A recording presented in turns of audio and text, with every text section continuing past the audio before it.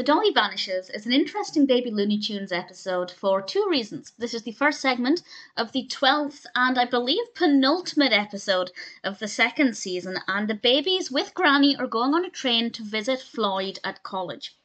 And that's great because it might be the first time a lot of very young viewers learn about what it's like to be on a train and what the train journey is like. I feel like they could have done a little bit more than that. We had the ticket inspector. I feel like they could have done a little bit more about the train experience before the main narrative kicked in.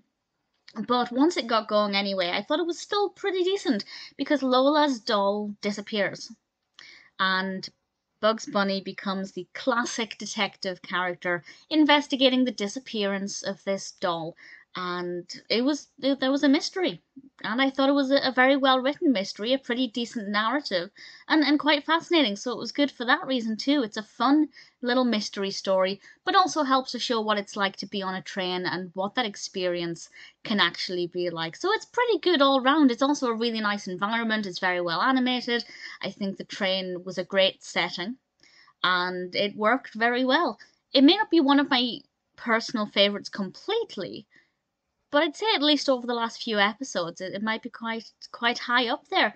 The Dolly Vanishes is potentially educational, informative, with a fun little story. Bugs looked adorable in his little detective costume. Really, other than maybe the opportunity to show a little bit more about what it's like on a train, there's nothing I think should have been done different. It's definitely not a bad segment at all.